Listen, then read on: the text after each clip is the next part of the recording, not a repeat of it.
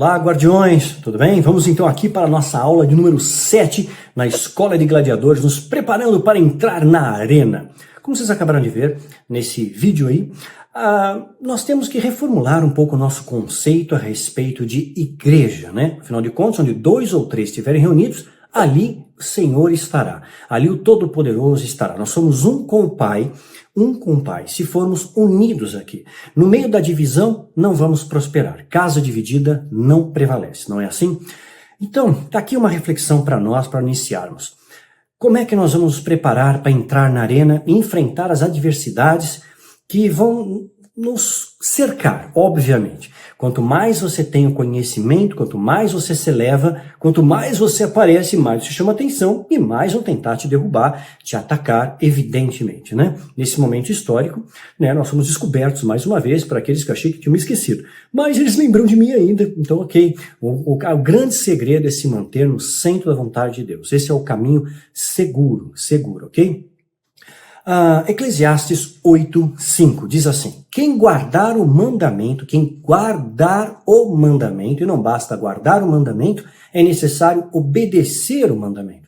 Não basta você apenas ter o conhecimento se você não coloca esse conhecimento em prática. Nós temos que aplicar, porque o amor é prático. A fé sem obras é morta, não é? Mas apenas a obra sem a fé, ela é vazia, porque é destituída do ingrediente principal, que é o amor. Até aqui está tudo tranquilo, né? Entendendo, perfeito. Quem guardar o mandamento não experimentará mal algum que seja oriundo das trevas, de feitiço, de encantamento, todo aquele mal que Deus permite que você passe, como Paulo passou, como os profetas passaram, como o próprio Cristo passou, nós vamos passar. Isso nos traz fortalecimento para a nossa fé. Senhor, eu quero ser um guerreiro. Ele te coloca no meio de lutas, né? Eu quero ser forte. Ele vai te dar dificuldades. Então, evidentemente, que tudo colabora para aqueles que amam a Deus e nada fica fora desse tudo. É importante sempre frisar esses preceitos, esses conceitos que vão ser estribo, é base para a nossa vida, para a minha vida e para a sua vida. Então, quem guardar o mandamento não experimentará nenhum mal. Qual é o mandamento mesmo? Amar a Deus acima de todas as coisas e ao próximo como a ti mesmo. É importante relembrar. Não experimenta nenhum mal. E o coração do sábio discernirá o tempo e o juízo. Os sábios, né? Os sábios entenderão. Não é isso, queridos? Os sábios entenderão. Vai saber o tempo, discernir o tempo. Como é que eu vou discernir o tempo? Observando os sinais. Vendo os sinais que se emolduram ao meu redor, os sinais que a Bíblia coloca estão agrupados agora. Vivemos um momento histórico no ano 2023 que mais do que nunca nós estamos muito próximos de eventos, né? Que estão descritos no livro do Apocalipse. Estamos talvez iniciando, quem sabe, o início de uma tribulação, porque o mundo está tribuloso, o amor se esfria, a fé esfria, nós vemos a maldade se espalhando, o ódio se espalhando, os valores divinos sendo corrompidos, profanados, alterados, a mentira ganhando status de verdade, a verdade como mentira, estabelecendo as plataformas de uma nova ordem, de uma marca, né, que não é mais o biochip, que nós já sabemos agora, tem aquela médica da DARPA lá, que teve a treta lá, o avião caiu, não é? Então quais são as nossas armas? Como é que arma nós vamos utilizar para entrar na arena? E quando entrarmos na arena, vamos enfrentar adversários perigosos, adversários que não têm um mínimo de ética, não têm clemência, não vão ter pena de você, pode ter certeza, eles vão te bater para matar mesmo. Eles vão bater onde dói, vão procurar sua ferida, como um leão ruge em derredor, aonde você sangra, qual é seu trauma, qual é a sua dor, é lá que eles vão bater, é ali que bate, né? Nossas armas, então, fazendo aqui uma analogia, mais uma vez, com os gladiadores. E olha, incrível a bravura desses gladiadores, né? Que armas os gladiadores utilizavam? Eles tinham uma enorme variedade de armas.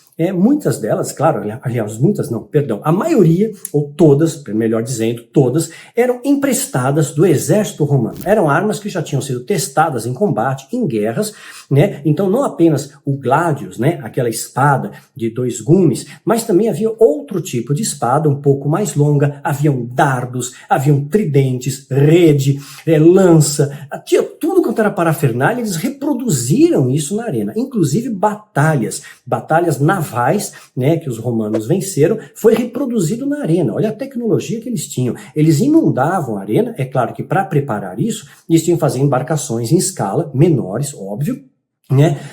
Chegaram a ter, historicamente falando, mais de 30 embarcações no único evento da arena. Olha como era um negócio assim, era uma epopeia, né? Era um platô, né? Então, ele manda até o pódio, né? O local onde ficava assim a casta mais rica, né? Os nobres da cidade. Era o microcosmo, né? Nós já falamos isso antes. Da cultura romana.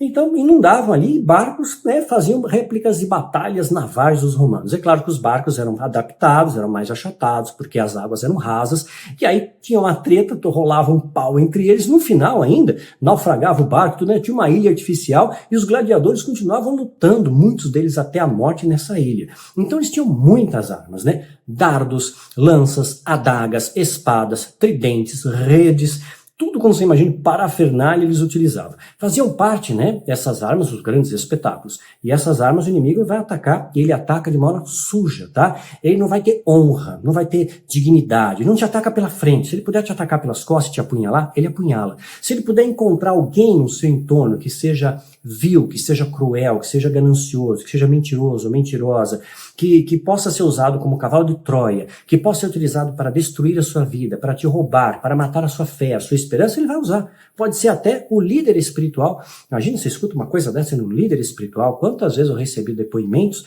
de pessoas que às vezes foram achincalhadas nos altares pelos seus líderes espirituais, que não dá nem aquela indireta no altar, dá a direta mesmo, né? Então é muito desagradável isso. E o diabo usa, viu? Ele usa sim. Ele vai usar todas as ferramentas disponíveis, todas as armas disponíveis. E ele não terá a mínima clemência. Por isso é meu dever ensinar vocês a combater o bom combate, a entrar na arena com sabedoria, mas também preparados com as armas que nós temos. E hoje eu quero falar de uma arma em especial extremamente poderosa e altamente funcional na batalha espiritual. Posso garantir isso para vocês.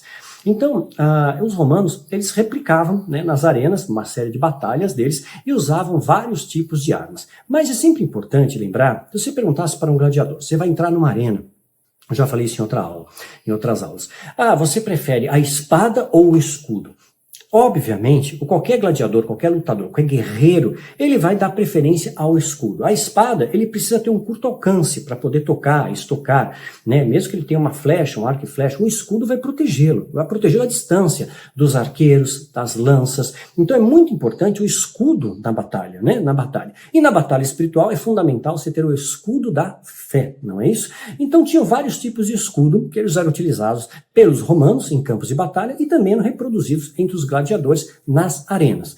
Então vou falar um pouco desses escudos, ok? Um desses escudos, ele era um escudo longo, vou colocando as imagens aí, era um escudo longo, pesava 10 quilos, pesado, você vê como o gladiador tinha que ser forte, né? Para sustentar o escudo. A espada, que vamos combinar, não era leve, né? E a adaga, mais a armadura, claro que a armadura não era para todos, era mais para os generais, pessoas de alta patente, era caro uma armadura, até as malhas, né? Feitas de aço, tudo, eram caras, então não era todo o exército que utilizava, mas claro, todos eles tinham o seu paramento básico ali, tinha o capacete, o elmo que o protegia, tinha a espada, tinha o escudo, muitos deles tinham armadura, sim, né? Mas uma armadura mais refinada, mais que proteja mais, era dada evidentemente aos mais experientes de combate, aos veteranos de combate, aos seus generais, né? Então, havia esse escudo, pesava 10 quilos, era um escudo longo, chamava escutum, se escutaram, escutum, um escudão grande, né, pesava 10 quilos, eles eram feitos de 3 pedaços de madeira colados um no outro, revestidos com lona ou couro. A parte era de couro porque aplacava também os dardos inflamados do adversário, abafava ali, a flecha de fogo apagava quando batia nesse escudo, porque ele tinha um revestimento de couro, né? Eles também, depois de montados, eles eram adornados, aí pintava, ficava bonitinho, colocava ali, né? Vocês vão ver a imagem deles aí. Havia um outro escudo, esse daí, na boa, eu ia preferir um desse, porque é fácil o manejo, ele é objetivo, é tipo, como é que chama aquele filme mesmo? Eu vou lembrar daqui a pouco. Esparta. A história de Esparta é incrível, né? Eu lembro que o Brad Pitt usou um escudinho desse contra um outro cara lá, teve uma treta entre os dois, e lutou muito bem, né? Fez uma coreografia muito bonita. Esse escudo chamava-se Parma, né? Ou Pármula. Eram escudos romanos de forma arredondada, né? E eram muito leves, mas eram reforçados com metal, eram muito resistentes, leve, fácil de manuseio e a proteção dele é em torno de 90, 91 centímetros. Então era menor e tinha uma estrutura de ferro que reforçava eles. Esse daí é um escudo bom para guerra. Esse aí é curto, fácil de manejo e que protege bem também. Para batalhas individuais é excelente. Depois nós vamos ver no coletivo. Havia também um outro tipo de escudo, chamava-se cétratus. Cétratus. Era um escudo romano, né, maior do que essa parma aí e também era mais arredondado que o scutum. E era também muito mais pesado e difícil manuseio. Então você vai para uma guerra, para a arena, é melhor você estar com um objeto assim de fácil manuseio. É bom ter um escudo que vai te proteger, né? E um objeto de curto alcance. Mas eles usavam vários. Tinha adaga, jogavam dardo, né? O que eles pudessem arremessar, acho que jogava areia na cara também. Então eles eram excelentes para combates individuais, mas também para o coletivo. Quando a gente pensa no coletivo de um exército, o escudo é fundamental. E os romanos ficaram famosos por causa da sua estratégia de combate, né? Então, embora o escudo seja muito bom para te proteger no combate corpo a corpo, no coletivo, forma uma verdadeira muralha. Você deve ter visto aquelas imagens daqueles escudos romanos protegendo, né, os seus soldados, e podiam ter 10 mil soldados numa plataforma dessa, né, chamavam de tartaruga, né, formato de tartaruga, protegia em cima dos lados e colocava as lanças para fora, parecia uma parede cheia de espinho. E aqui eles faziam avanços no território inimigo, destruíam fortalezas, avançavam sem se ferirem. Então era uma estratégia militar extremamente eficaz. Mas para isso, um tinha que estar do lado do outro, um escudo protegia o outro e só funcionava no coletivo. Mas para funcionar no coletivo, precisava ter voz de comando, o soldado tinha que treinar exaustivamente para saber manipular aquilo, tinha que ter obediência, tinha que ter disciplina, tinha que ter hierarquia, porque senão não funciona. Simples assim, não funciona. Então, nós precisamos de toda essa sinergia, sem disciplina, sem tenacidade, sem manter a sua espada afiada, não vai funcionar, ok? Por isso que a Bíblia nos orienta a nós dividirmos os fardos, né, e somarmos as nossas forças. Levem os fardos pesados uns dos outros, diz a palavra de Deus. E assim cumpram a lei de Cristo. Qual é a lei de Cristo? Que a gente se ajude, que a gente suporte as cargas uns dos outros. Choremos uns com os outros, choremos com os que choram, celebremos com aqueles que celebram. Dividir os fardos, sabe, estender a mão. Vai dizer, passe amanhã. Se tem o poder de fazer o bem hoje, faça hoje. Não deixa para amanhã o bem que você pode fazer hoje, porque amanhã talvez não exista. Esse mundo, meus irmãos, meus queridos, vai ficar muito diferente do qual vocês conhecem, muito diferente. Nós estamos apenas no início, no princípio das dores. Quando entrarmos na arena, eu vou escancarar um monte de coisa para vocês, a gente vai falar também no seminário, né? Mas eu vou estar escancarando para vocês muitos conteúdos que vocês precisam ter acesso, mas tem que ter acesso no momento certo. Então vamos lá. Gálatas 6:2, tá esse texto que eu acabei de ler. Levem os fardos pesados uns dos outros, e assim cumpram a lei de Cristo. O amor não seja fingido. Outro texto. O amor não seja fingido, não seja hipócrita. Essa ensina ou não. Ou você ama de verdade, ou você se entrega, ou você se rende, ou é melhor não fazer de conta, porque Deus sonda o nosso coração. Você pode enganar as pessoas ao seu redor. A Deus, meu irmão, minha irmã, nós não enganamos. A quem nós vamos enganar, não é? Aborrecei o mal e apegai-vos ao bem. O mal tem que te incomodar. E se você não se incomoda com o mal, o que acontece? Você se acomoda com o mal. Vamos guardando isso, né? Amai-vos cordialmente uns aos outros, com amor fraternal, preferindo-os em honra uns aos outros. Honre o teu irmão, honra aquele que honra a Deus, né? Não sejas vagarosos ao cuidado, ou seja, não deixa para amanhã o que você pode fazer hoje. Abraça hoje, perdoa hoje, estende a mão hoje, ajuda hoje, ora hoje, visita hoje, não deixa para amanhã. O tempo é muito volátil. Hoje a gente está aqui, amanhã não está, não é? Então, não deixa para amanhã o que você pode fazer hoje. Sede fervorosos no espírito, servindo ao Senhor. A igreja primitiva fazia assim, eles oravam para tudo. Oravam o tempo inteiro, tá? Eles tinham uma vida de oração. E a gente hoje ora quando sobra tempo. Se sobrar tempo, a gente entrega para Deus não mais as primícias, mas a esmola, o que sobra. Não o melhor, mas o resto. Vamos ser sinceros, né? Então, digo aqui, eu já falei isso, eu repito. Fica como orientação. Entrega as primícias do dia para Deus. Abriu teus olhos, faça um momento de oração, fala com Deus, fala com o Pai, leia um pouco da palavra, separa um tempo, nem que seja 10 minutos, 5 minutos, meia hora, o tempo que você quiser, mas separa primeiro momento do dia para Deus. Ah, eu acordo cedo, acorda 5 minutos antes, acorda 10 minutos antes, entrega para Deus. Você vai ver a diferença que isso vai fazer na sua vida, meu irmão, minha irmã. É algo transformador. Posso falar isso testemunho da minha vida, tá? Alegrai-vos na esperança, sede fervorosos no Espírito, servindo ao Senhor. Uma vez que você fez isso, você se alegra na esperança. Sede pacientes na tribulação. Vamos ter tribulação, não estamos isentos da tribulação. Preservai na oração, persevere na oração. Não é oração uma vez por semana, no final de semana, é todos os dias. Comunicai com os santos as suas necessidades. Reporta um ao outro. Meu irmão, ora por mim, intercede por mim. Eu tenho procurado fazer, muitas vezes coloco aos pés de Deus minhas lutas, minhas dificuldades, e Deus tem muitas vezes, usa pessoas que a gente nem conhece e te auxiliam para um conselho, para um abraço, para uma ajuda, para uma direção, para N situações. Então, a multiforme graça de Deus, entrega no Senhor e o mais Ele fará. Confia nele, mas para confiar temos que ter relacionamento. Sempre é importante resgatar essas questões, né? Seguir a hospitalidade. Abençoai os que vos perseguem, abençoai e não amaldiçoe. Então, claro, eu sou muito perseguido, eu sou criticado, faz parte, né? Quanto mais você aparece, mais você cresce, mais incomoda. Quanto mais luz você tem, mais se incomoda as trevas. Você fala de amor, e o amor está esfriando, é evidente que o negócio não vai ser muito bem visto. Nós não estamos muito bem na fita. Pronto, essa é a verdade. Então você não está bem na fita, aceite isso que é melhor. E simplesmente entrega para Deus e o mais Ele fará. E cabe a Deus o justo juiz. É claro que a gente tem que usar nossas ferramentas, tem leis aqui no nosso país, então a gente usa assim os recursos de lei, usa as regras da sociedade, mas você tem que confiar em Deus, entrega para Deus. Eu não guarda mágoa. Mágoa é uma pedra na sua bagagem, é uma pedra na sua mochila que vai dificultar a sua escalada, né? Ao Monte Santo de Deus. Alegrai-vos com o que se alegram. Então celebra, o irmão tá indo bem, pô, que bênção que você tá indo bem, sem invejinha, tá? E chorai com os que choram. Romanos 12, de 19 a 15. Isso é verdadeira batalha espiritual, isso é guerra. Porque nós estamos enfrentando e lutando contra sentimentos que muitas vezes nos aprisionam, nos dominam, nos escravizam até, não é? Então você quer ter o que os outros não têm? Faça o que os outros não fazem, né? Você vai orar enquanto muita gente está dormindo. Você vai estudar enquanto muita gente está na balada. Você vai fazer a diferença. Você quer ter o que os outros não têm? Faça o que os outros não fazem, não é? Então, agindo assim, todos nós, juntos, sozinho eu não faço nada. Juntos, nós vamos tornar-nos um só. Nós somos um só corpo, um só pelotão. Nós somos um com o Pai, né? Um com o Pai. Não é isso que Jesus falou para nós? Pai, que eles sejam um comigo como eu sou um contigo. Então nós somos um com Deus, e Deus é o Criador de todo o universo. Gente, o universo é algo incrível, fantástico. Enfim, eu não tenho palavras para verbalizar, mas tudo está em movimento. A gente imagina que os planetas estão orbitando em torno do Sol, só que não, né?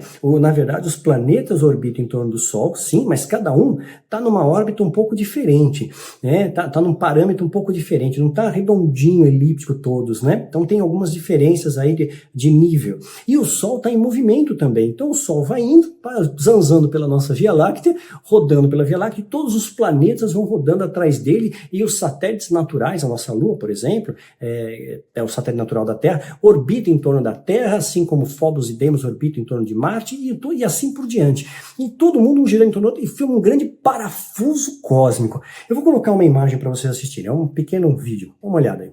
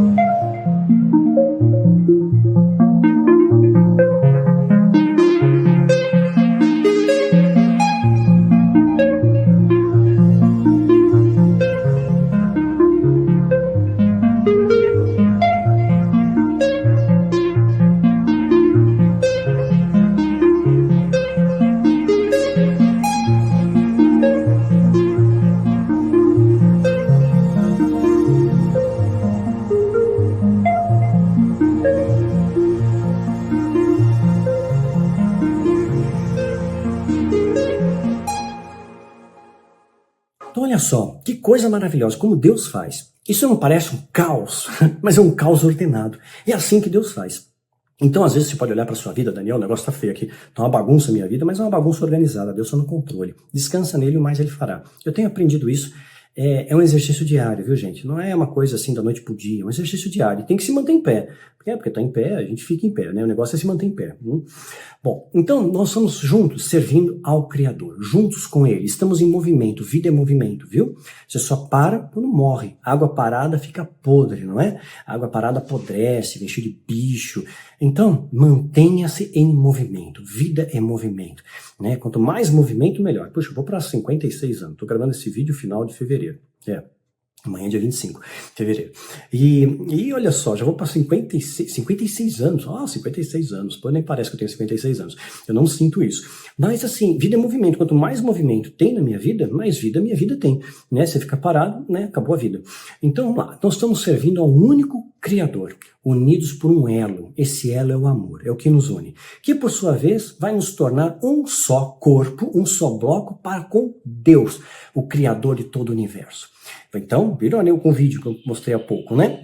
Parece uma ordem no meio do caos, mas Deus sabe perfeitamente onde está qualquer coisa. Parece que o mundo está colapsando, não é?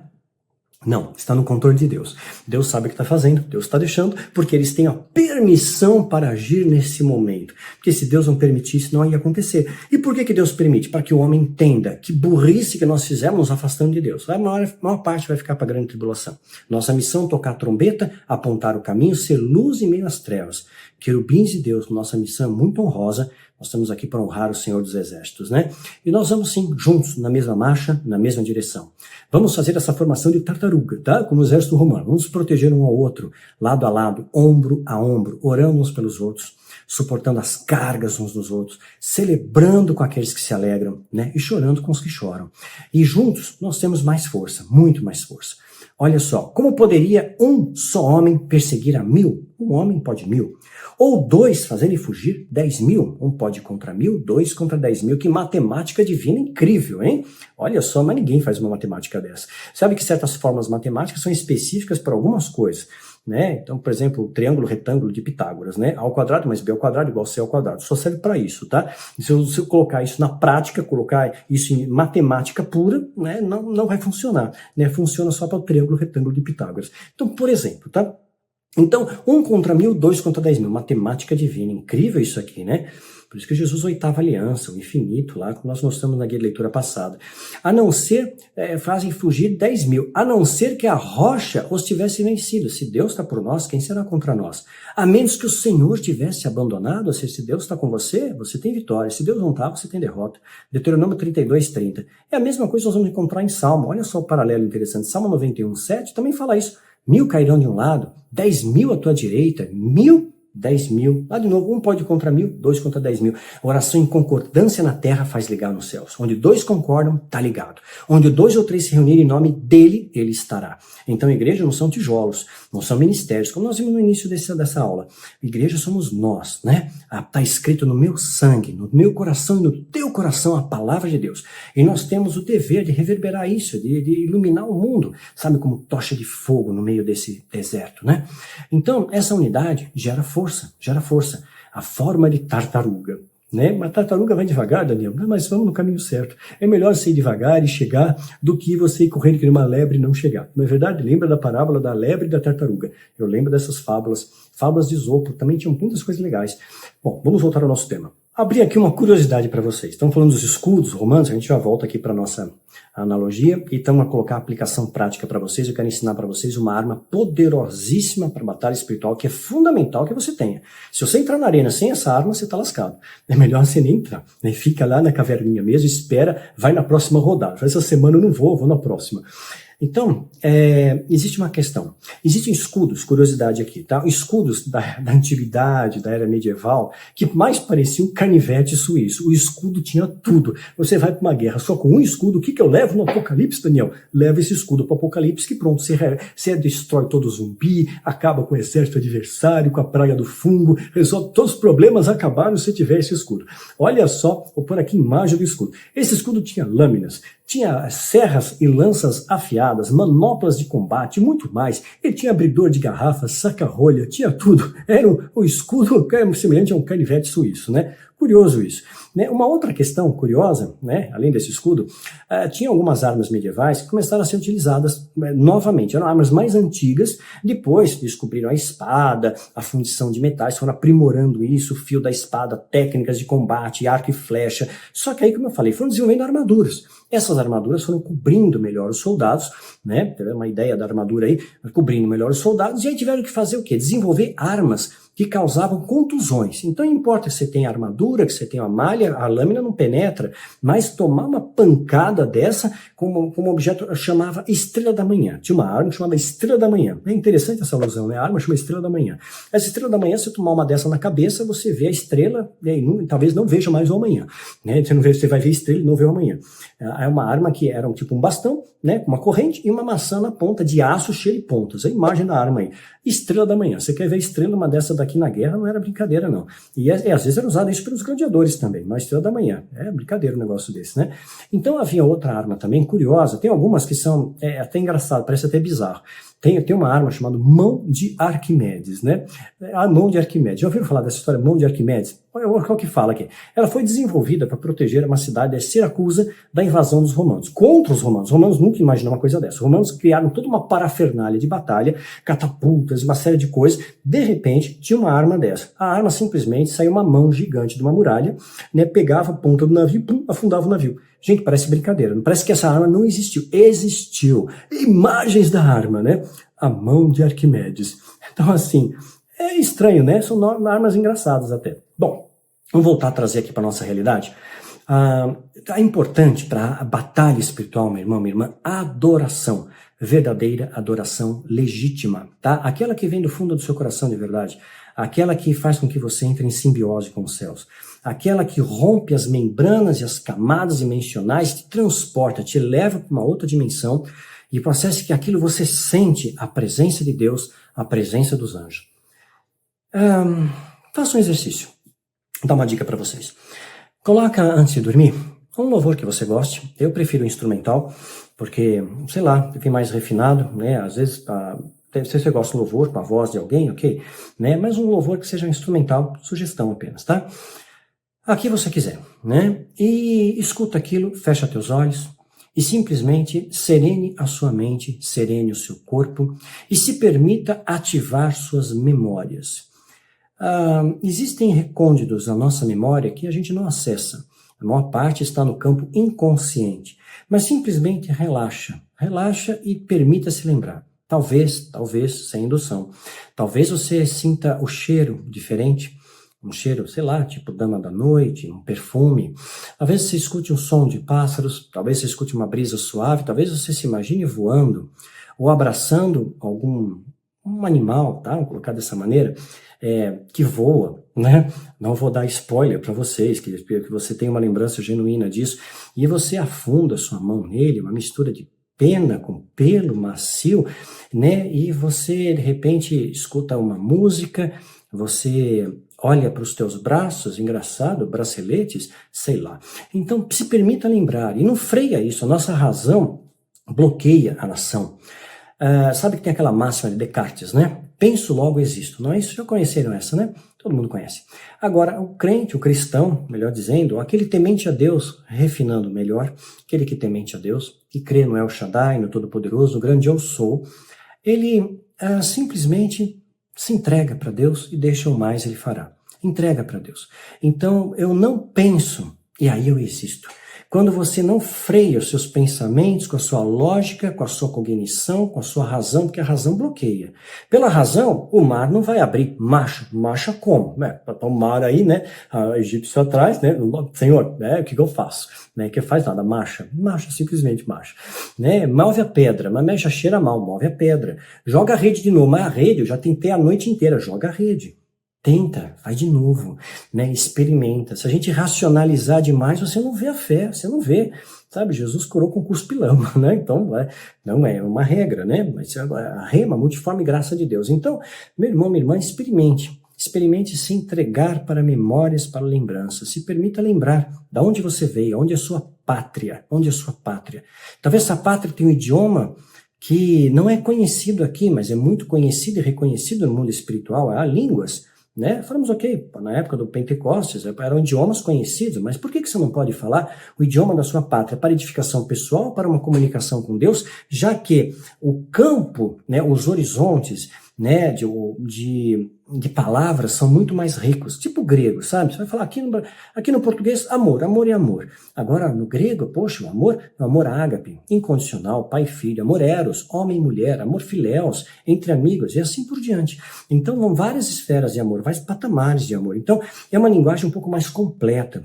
Né? E da mesma maneira, né, existem vocábulos aí, enochian, né, que você tem uma gama maior, você consegue se expressar melhor. A língua de Deus, a palavra de Deus, né, seria esse o idioma divino? Será esse o idioma da nossa pátria? Então não bloqueia, deixa Deus falar, deixa Deus te usar, se permita ter uma experiência. Se a gente bloqueia demais, você nunca vai ter experiência, viu, meu irmão? Nunca vai ter.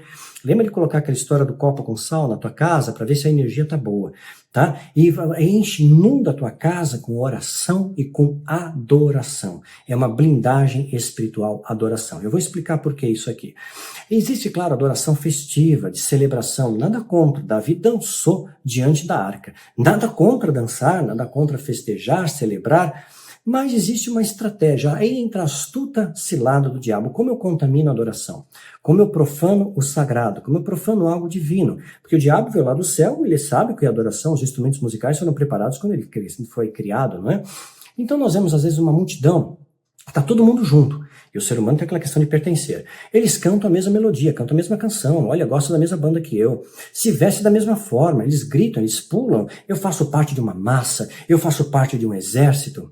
Mas será que realmente esse exército está combatendo o bom combate no mundo invisível, intangível?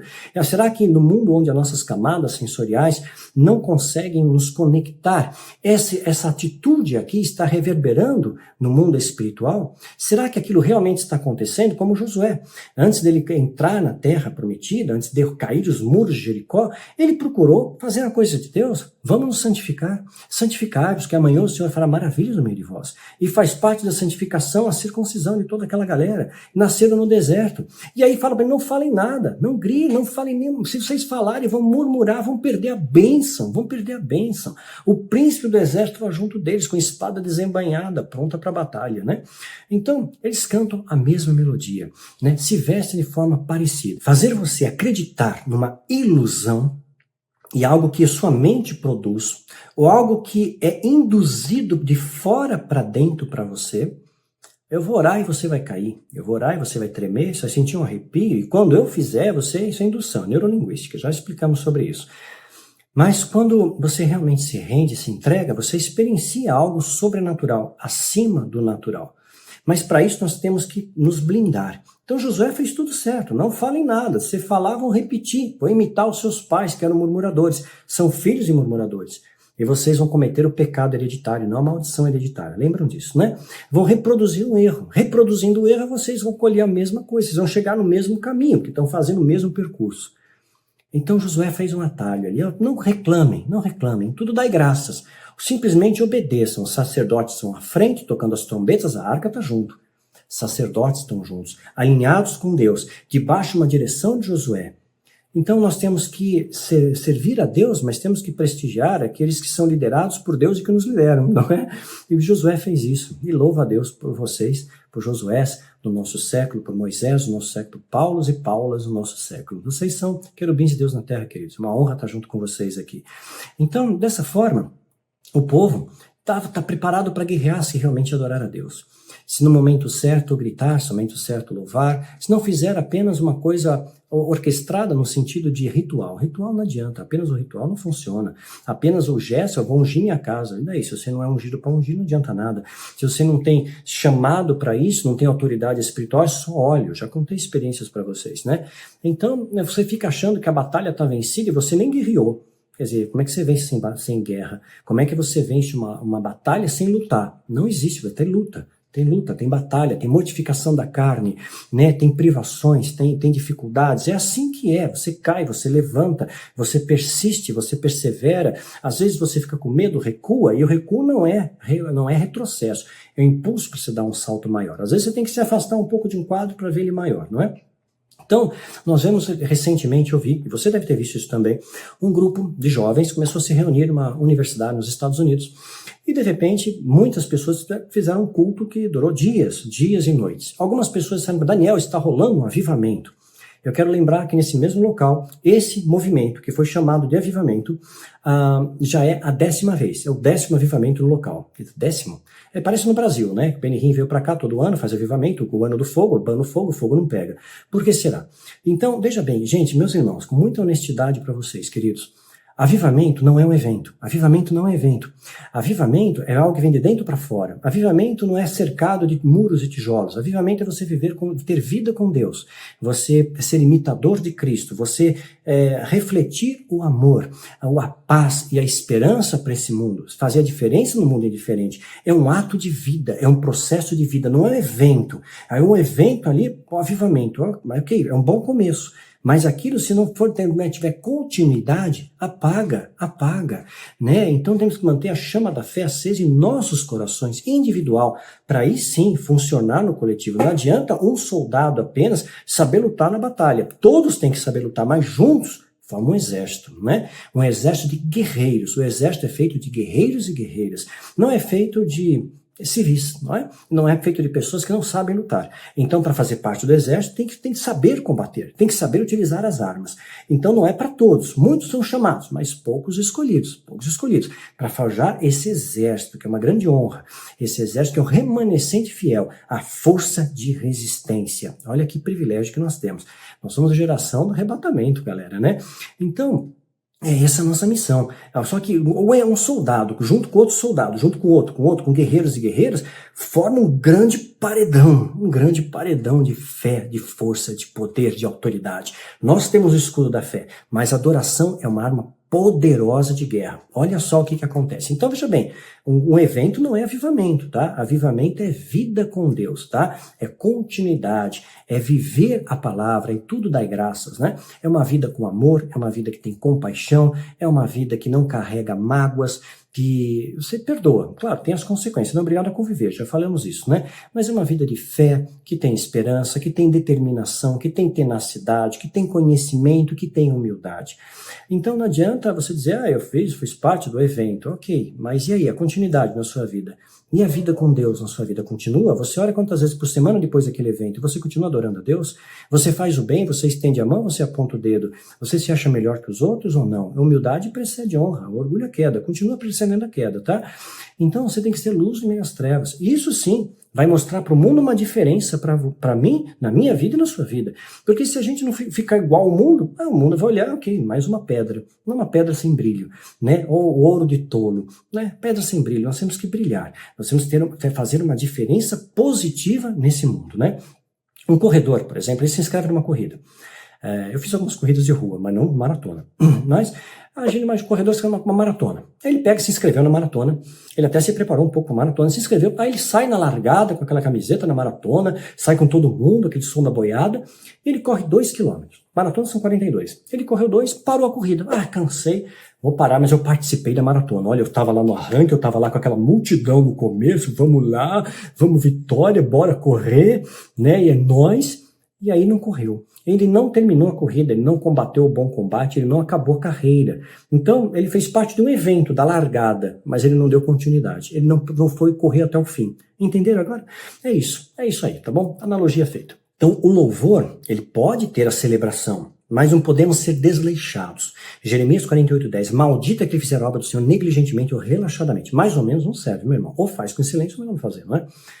Sabe que nós tivemos ali um evento que aconteceu na Palavra de Deus? Eu vou pegar o texto aqui em vez de ler, e vocês dão uma lida. Está em 2 Samuel, capítulo 6, de 5-7.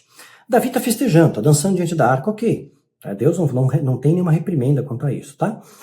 Mas estavam transportando a arca como? Com carro de bois. E Uzá viu que o boi estava tropicando, a arca ia cair, ele parece que foi proteger a arca, mas Deus fulminou ele, porque Deus não aceita profanação naquilo que é sagrado. A arca não foi feita para ser carregada por carro de bois. A arca foi feita para ser levada pelo sacerdote, tinha varões para isso, tinha argolas para passar os varões. Tinha uma maneira de carregar a arca com reverência, com respeito, sabe? Não desleixadamente. Então, se você levar a palavra de Deus mais ou menos, Deus te fulmina, tá? Mais ou menos, levar a palavra de Deus em carro de bois, não vai adiantar. Deus não vai te honrar, porque você não está honrando. Entendeu o preceito? É isso. Então nós precisamos de adoração verdadeira. Quando existe a verdadeira adoração, você precisa ser adorado em amor, senão não adianta. Olha aqui. Mas a hora vem, e agora é que os verdadeiros adoradores adorarão ao Pai em espírito e em verdade. Porque o Pai procura tais que o adorem. Deus é espírito, né? Espírito, energia. Podemos colocar assim, para você entender melhor. E importa que os que o adoram, adorem em espírito e em verdade. João 4, de 23 a 24. Então, se Deus é espírito, eu tenho que adorar em espírito e em verdade. Porque carne não domina a carne, é o espírito que sobrepuja a carne, não é?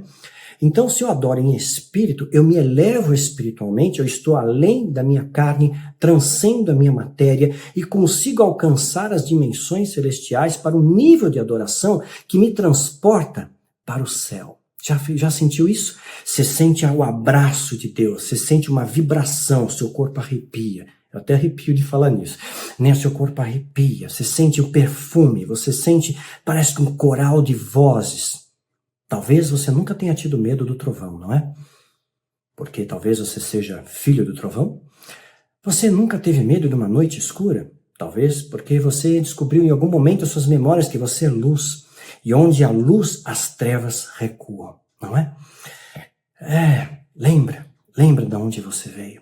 É para lá que nós vamos voltar. A cidade dourada, como você queira chamar, tá? Então, quando você verdadeiramente adora a Deus, sabe o que acontece? Olha, vou ler um trecho da palavra. E aconteceu que quando eles uniformemente tocaram as trombetas em adoração e cantavam a Deus em espírito e em verdade, para fazerem ouvir a uma só voz, um só povo, uma só voz, a mesma marcha, bendizendo e louvando ao Senhor, não fazendo uma festa, não, pula aí, sai do chão, não. E levantando ele a voz com trombetas e símbolos e outros instrumentos musicais, louvando ao Senhor, dizendo, porque ele é bom, porque a sua benignidade dura para sempre. Então a casa se encheu de uma nuvem, a saber, a casa do Senhor. Uma nuvem de glória, o Shekinah de Deus, ele entra na tua casa, no teu quarto, onde você manifestar a adoração verdadeira. Não está preso a um pedaço, ao tabernáculo, ao templo. Nós somos templo do Espírito. Deus habita em mim e em você. Manifesta isso na tua casa, sabia disso? Experimenta. Os sacerdotes não podiam permanecer em pé, tal era a glória. O corpo desfalecia, como Daniel diante da presença do anjo. Eles não podiam ministrar por causa da nuvem de glória. Essa nuvem enche teu quarto, enche a tua casa, enche a tua vida. Se você estiver com tudo limpo.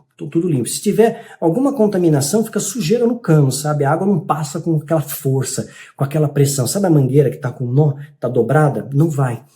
Então a sua casa tem que estar limpa, para que os rios de água viva fluam nela, fluam através da sua vida, inundem a sua casa com água viva, com o poder de Deus, com o Shekinah de Deus na tua casa. Tua casa se transforma na tenda da congregação, se transforma no Santo dos Santos, porque nós temos livre acesso através de Cristo que morreu por nós. Não precisa mais, não tem mais a cortina que nos separa, o véu se rasgou. Lembram disso? O véu se rasgou, nós temos livre acesso à sala do trono, A adoração faz todo o seu corpo vibrar numa ressonância do amor. E nós temos um campo bioelétrico, biomagnético em nosso redor.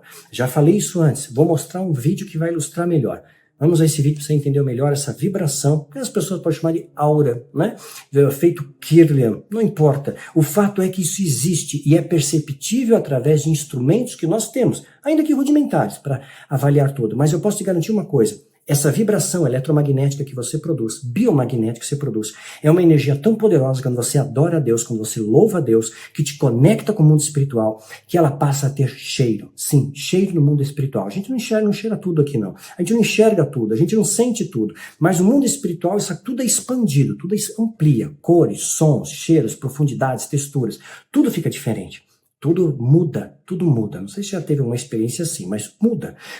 E quando você vibra nessa onda do amor, No mundo espiritual, você passa a ter um cheiro diferente, um perfume de Deus. Tipo óleo de unção, sabe? Perfume de Deus. Você passa a ter profundidade, textura diferente, luz. Você passa a ter uma vibração diferente. Você entrou em simbiose com o Todo-Poderoso, um com o Pai. Você tem ideia do que é isso? O poder que é isso? Isso é uma bomba atômica no mundo espiritual. Vamos a esse filme que vai trazer uma ilustração para vocês. Like all living things, this little dog has a sizable radiant field, even when he sits quietly. Notice now, as he greets his master, the obvious love and affection between them increases the dynamic radiation from their bodies, even the dog's tail and the man's head. No wonder so many people have pets who give them pleasure and provide a vital field of energy to interact with. Wherever there is motion in the universe, there is increased flow in the field that humans interact with. See the explosive activity from the waves and from his body. Also, the electromagnetic field of the body is negatively charged or ionized, as are waves or tumbling water, which further expands and heightens his field, giving a physical exuberance and emotional excitement. No wonder that a day at the beach is so exhilarating. É isso. Isso é adorar em espírito e em verdade. Seu espírito vibra na vibração do amor. A adoração é poderosa na batalha, meus irmãos. Josué não precisou desembainhar uma espada para tomar a cidade de Jericó. Os muros caíram, porque o povo deu um brado de adoração. Depois, fizeram a posse da cidade ali, mas brado de adoração. Como diz Sun Tzu, às vezes você pode vencer sem lutar. Um provérbio chinês diz que forte é o homem que vence sem lutar, mesmo que tenha o poder de vencer lutando. Então, o mundo espiritual, muitas vezes você vence no horizonte do espírito. E a adoração é uma arma poderosa de guerra. Se encha de adoração antes de entrar na arena, porque você está blindado com uma luz poderosa, como um domo de luz que te guarda, que te protege, que não permite que nenhuma seta chegue até você. Que 1000 caiam de um lado, 10.000 do outro, mas você não vai ser atingido. Eu quero preparar você aqui para a próxima aula, além de um texto. O meu coração se estremece, o temor toma conta de mim. O anoitecer que tanto aguardava transformou-se em terror para mim. Eles põem as mesas, estendem a toalha, comem, bebem. Levantem-se, líderes, preparem os escudos. Levantem-se, líderes, preparem os escudos. Está ouvindo?